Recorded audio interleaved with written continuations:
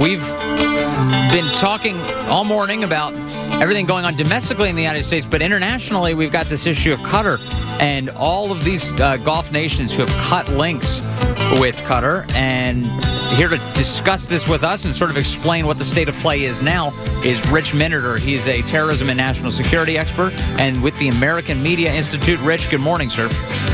Good morning. So, the latest I'm seeing now is that Iran has started sending food, specifically fruit and vegetables, according to Sky News, to Qatar after Gulf nations have cut their trade links with them and basically cutting off the flow of food into that country. What is the current state of play in your mind, and what are the hopes of actually coming to a peaceful resolution? Well, that little bit of Iranian charity, by the way, the sending of food that you just mentioned, is just going to dig Qatar into a deeper hole with their neighbors. Here's what happened. United Arab Emirates, Bahrain, Egypt, Saudi Arabia, and some other Gulf states said, enough's enough.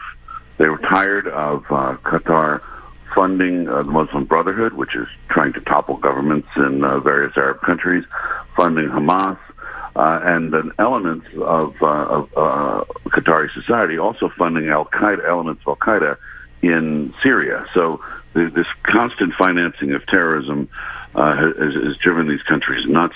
Of course, they're also deeply involved in the Syrian civil war, and Qatar seems to be on both sides of that. But what really triggered it, and this is why the Iranian charity is going to backfire, is when they discovered that the Qataris allegedly paid some $1 billion to free some Qatari hostages in Syria.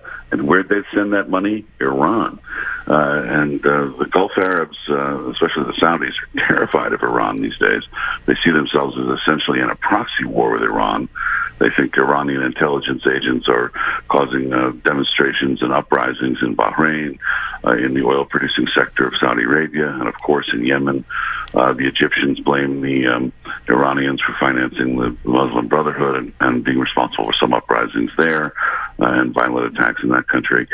So they see Iran as the absolute ultimate enemy, and the idea that Qatar would be sending them $1 billion to help finance terror attacks and building atomic weapons and long-range missiles, that was just too much for them to bear, and that's where we are. And for a long time, I think many Americans have viewed Qatar as sort of like a neutral state there in the Gulf, and especially because we have American troops there and a base. But now it seems, even the White House is getting involved in this. President Trump, of course, meeting with Gulf state leaders recently, and the news is that he was under some pressure there to challenge Qatar, and that's what we heard him do on Friday from the Rose Garden. He talked about, quote, the time had come to call on Qatar to end its funding and its extremist ideology. What do you make about the White House's posture in all of this?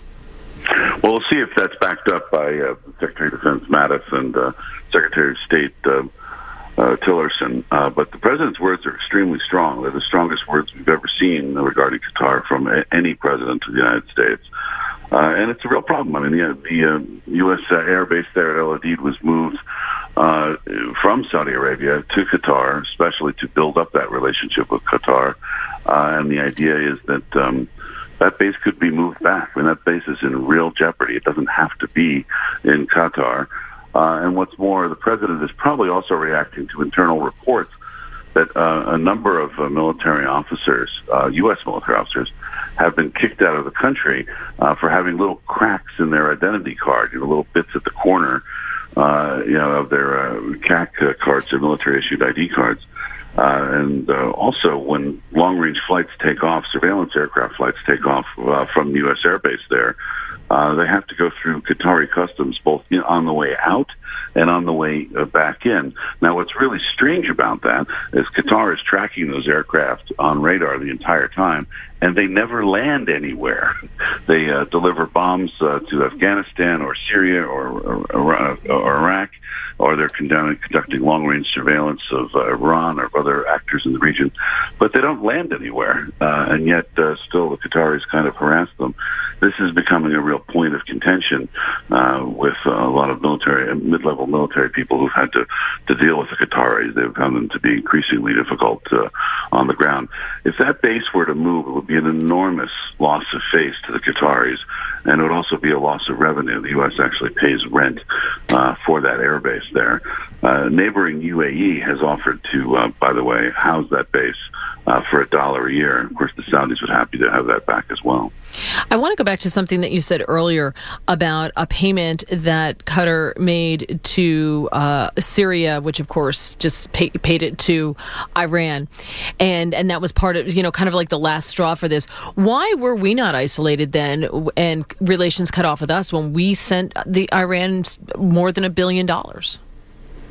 Well, first of all, the Saudis especially need the Americans to defend them. I mean, without U.S. Air Force, without U.S. Navy, the Saudis fear that their independence will be gone in a matter of days.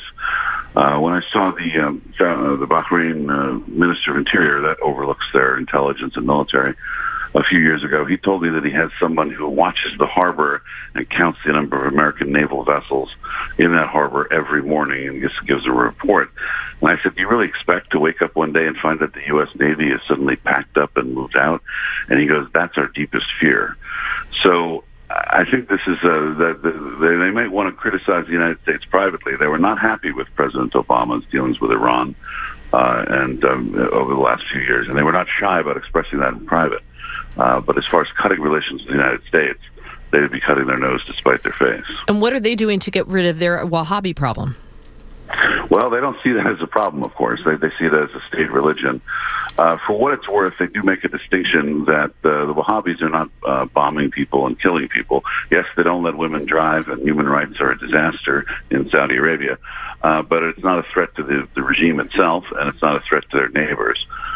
So they kind of see that as a different thing. Of course, to people who, especially religious minorities, Yes. who have to live in Saudi Arabia, they may well not see any difference. Rich Miniter, thank you, sir, for joining us this morning on Mornings on the Mall. No, thanks for having me on.